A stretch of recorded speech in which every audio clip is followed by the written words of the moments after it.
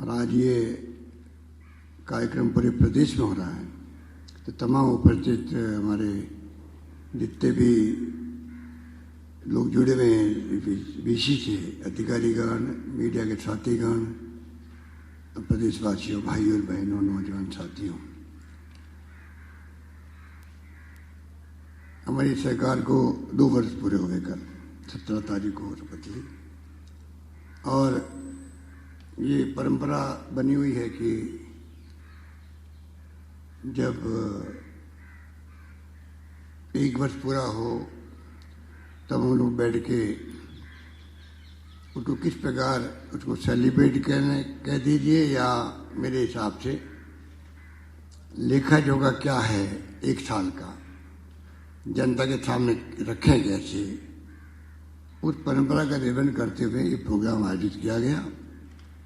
क्योंकि कोविड-19 का जो महामारी है भयंकर, जिसके बारे में मेरे पूर्व वक्ता रघु शर्मा जी ने, अन्य साथियों ने आपको बताया, उसका मुकाबला करने में आप सबके सहयोग से, प्रदेशवासियों के सहयोग से, तमाम राजनीतिक पार्टियों के सहयोग से, धर्मगुरुओं के सहयोग से, एक्टिविस्ट के सहयोग से, सामाजिक संस्थाओं के सहयोग से हर प्रदेशवासी ने भूमिका अदा करी। जब लॉकडाउन हुआ था कोई भूखा नहीं सोए, राजस्थान 70 के, उसी हिसाब से काम किया गया। और जो हेल्थ वॉरियर्स थे उन्होंने बेमिसाल काम किया, सबने अपनी जान जोखिम में डालकर ये सेवा का काम किया। इसलिए उस पर तो जितना कहे उतना कम है, पर इंफ्रास्ट्रक्चर शानदार बना। आपने देखा अभी कि शुरू में राजस्थान है इस चुनौती का या चुनौती को अवसर में बदलने के लिए काम किया कि कैसे हम लोग आने वाले वक्त में भी इंफ्रास्ट्रक्चर मजबूत काम आएगा। दूसरा मैं कहना चाहूँगा कि 22 साल पहले जब आपके आशीर्वाद से, मुझे प्रदेशवासियों के आशीर्वाद से मुझे पहली बार मुख्यमंत्री बनने का सौभाग्य मिला, तो हमने एक नई शुरुआत करी थी कि जो वादे हम करते जनता से चुनाव में मैनिफेस्टो के माध्यम से, और चुनाव जीतने के बाद में वो वादे भूल जाते हैं और जनता को भी याद नहीं रहता है। तो हम लोगों ने तय किया कि हम जो घोषणा पत्र है उसको हम लोग सरकार बनती पहली कैबिनेट मीटिंग में रखेंगे और उसमें एक प्रस्ताव पास करेंगे कि ये हमारी कार्य योजना का अंग होगा। ये निर्णय अपना आप में मैं समझता हूँ एक कमिटमेंट निभाना, पब्लिकली सरकार के साथ में जो हमारी ब्यूरोक्रेसी है उनको एक मैसेज देना कि सरकार का जो घोषणा पत्र है, जब चुनाव जीत के आए थे, वादे किए थे, वो हमारी प्रायोरिटी रहेगी। और मुझे खुशी है कि उसी रूप में तमाम कलेक्टर से लगा करके ब्यूरोक्रेसी के पास में मैनिफेस्टो की कॉपी पहुंची, कम पड़ गई, प्रिंट हुई और वहाँ पहुंची। इस रूप में काम की शुरुआत हुई। वही परंपरा हमने दूसरी बार जब सरकार बनी तब भी की और इस बार भी निभाई हम लोगों ने। और मेरा मानना है कि ऐसी परंपराएं पूरे देश में हर राज्य में होनी चाहिए, जिससे कम से कम अधिकारीगणों को भी, जनप्रतिनिधियों को रहे कि जो वादे हमने किए हैं उसको हम खुद याद दिलाए, पब्लिक को याद भी दिलाएं और काम भी करें। इस रूप में हमने शुरुआत करी थी। और अभी मालूम है कि जो वादे किए गए उन करीब 50% वादे हमने पूरे किए कम अरसे के अंदर, 2 साल के अंदर। जबकि 2 साल के अंदर 6-7 महीने तो आपके बार बार कोड ऑफ कंडक्ट लागू हो जाता है। मार्च अप्रैल से ये कोविड-19 चल रहा है, लॉकडाउन था, उसके बावजूद भी प्रयास किए गए और इसी कारण संभव हुआ कि हम लोग करीब 50% वादे पूरे करने में कामयाब हुए। आज भी बड़ी संख्या में जो ये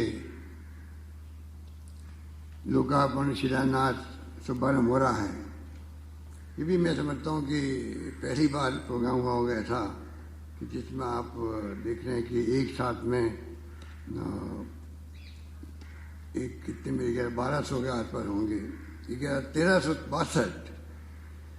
1362 कार्य की संख्या है आज, जो आज शिलान्यास भी और लोकार्पण भी हुआ। ज़्यादा उसमें लोकार्पण है, इसका मतलब कि काम पूरे हो गए, उसके बाद में ये आज लोकार्पण हो रहे हैं। इस प्रकार से कोविड की स्थिति ऐसी बनी है जिसने हमें थोड़ा हिला के रख दिया, सब राज्यों को, केंद्र को भी। रेवेन्यू की स्थिति क्या मालूम है, केंद्र की स्थिति तो और भी बहुत बदतर होती जा रही है, क्योंकि अभी पिछली बार फिगर आए थे -23% GDP का। ऐसा आज तक इतिहास में आज़ादी के बाद कभी नहीं हुआ। और चिंता पूरे देश को है, देशवासियों को है कि आने वाले वक्त में देश की अर्थव्यवस्था किस दिशा में जाएगी। जैसे कोविड के बारे में किसी को नहीं मालूम है कि कोविड का मिजाज, कोरोना का मिजाज क्या रहेगा आने वाले वक्त के अंदर। वैक्सीन भी आ रही है, वैक्सीन कितनी उपयोगी होगी, कितने लंबे समय तक इफेक्ट रहेगा उसका, इस पर भी किसी को कोई मालूम नहीं है पूरी दुनिया के अंदर। हमारे मुल्क में करीब 1.5 लाख लोग मारे गए हैं।